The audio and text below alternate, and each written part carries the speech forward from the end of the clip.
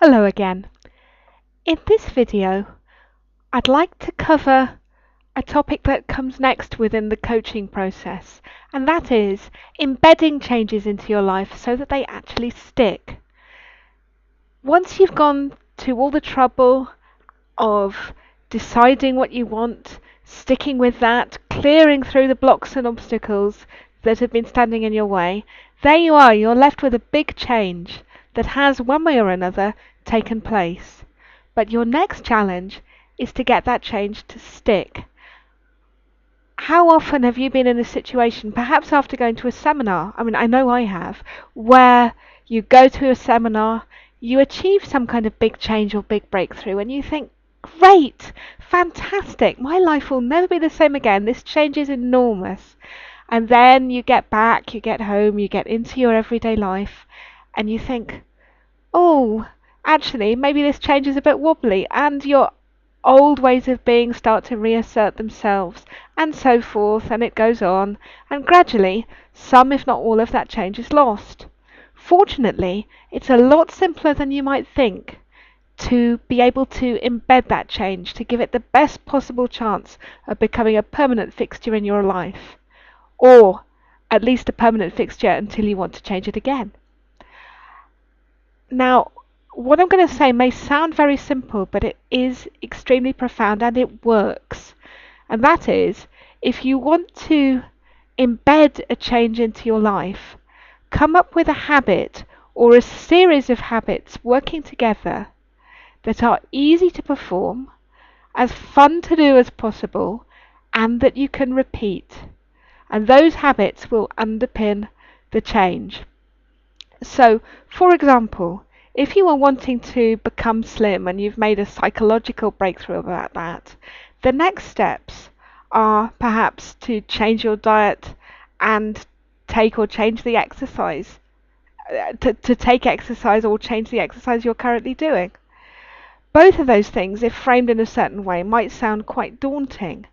However, you would also be able just to introduce much simpler changes that might have a much greater chance of sticking. For example, rather than saying, right, well, now I need to change the entire basis of my diet, you might prefer to say to yourself something like, I think I'll just introduce one healthier food every week and see how this goes.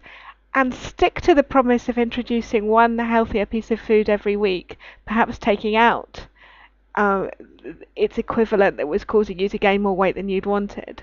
And gradually, week by week, you'd then have much healthier foods in your diet.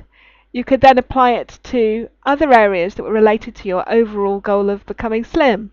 For example, rather than saying, oh, I must do an hour at the gym every day or 3 times a week, which you may want to, but could again be quite daunting and quite difficult to fit in, perhaps you might just want to run round the block once a day, or take some time on an exercise cycle once a day, 5 minutes. The key here is to make it easy and sustainable. If it's easy and sustainable, it slips under the wire of your unconscious mind so that any resistance you might have had isn't there, because the emotional part of you hasn't noticed this change because it's so small. However, over time, the effect of the change is profound, just like the effect of waves upon a coastline over time also creates changes. There is a word for this process, it's called kaizen, and it originally, as I understand it, it came from the Japanese motoring industry. But the idea behind it can be applied to absolutely anything and is especially effective for making a change. So, what are the steps to embed this kind of change in your life? First of all, think about the impact that you want to have on your life. So going back to the example of the person who wants to become slim would want to change perhaps their diet and their amount of exercise. So if that's the case, what's the smallest action that you could be sure to do every day and enjoy as much as possible that you could definitely repeat and sustain in relation to exercise?